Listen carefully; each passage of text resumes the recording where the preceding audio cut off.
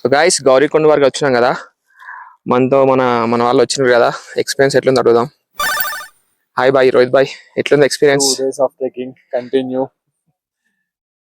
బాగానే ఉంది ఎక్స్పీరియన్స్. రావాలంటే అంత ఈజీ ఏం కాదు, బ్రీత్ కంట్రోల్ కాదు. ఓవరాల్ ఎక్స్పీరియన్స్ ఎట్లుంది ఇక్కడ వరకు వచ్చినంత వరకు?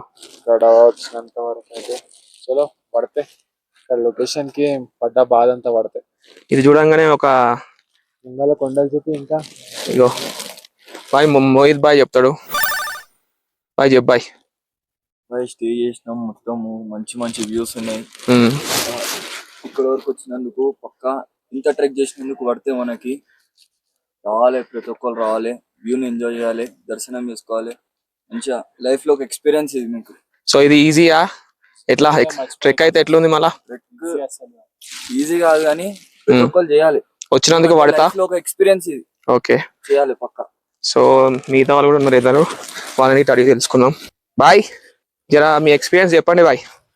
ఇది వరకు వచ్చారు కదా, మీ ఎక్స్పీరియన్స్ చెప్పండి ఒక్కొక్కరు. ఇక మా విష్ణు బాయ్ చెప్పు. Experience okay, all okay. ఇది వరకు ఎట్లా అనిపించింది? ఏం ప్రాబ్లం అనిపించలే. మధ్యలోనే మంచి వచ్చినప్పుడు కొంచెం డిఫికల్ట్ గా ఉండే, దాని తర్వాత అంతా ఓకే. ఓకే అంతా సెట్. ఇస్తుంది. ఈ వ్యూస్ చూసిన తర్వాత ఏమనిపిస్తుంది? అంతా పడితే బాయ్ మన రాజుబాయిని అడుగుదాం. బాయ్ ఎట్లుంది ఎక్స్పీరియన్స్ ఇక్కడ వరకు? ఫెంటాస్టిక్ బాగుంది. మన రాజుబాయ్ అయితే కష్టంగానే వచ్చిండు, కొంచెం స్లోగానే. ఈ వరకు రీచ్ అవుతారో లేదో అనుకున్నాం కానీ రీచ్ అయ్యిండు. He has done it. కానీ ఈ విజువల్స్ కి మనం ఎక్కింది చాలా తక్కువ. ఎస్ అంటే ఎంతైతే ఎక్కుతామో ఆ విజువల్స్ తగ్గట్టు ఉంటుంది, దానికి మించి ఉంటుంది హైప్. బాయ్ కరెక్ట్ చెప్పిండు. మనం ఎంత ఎక్కుతామో అంత మంచి విజువల్ దొరుకుతాయి. బట్ లైఫ్ లో ఎక్స్పీరియన్స్ చేయాల్సింది దాంట్లో ఇది కూడా ఒకటి.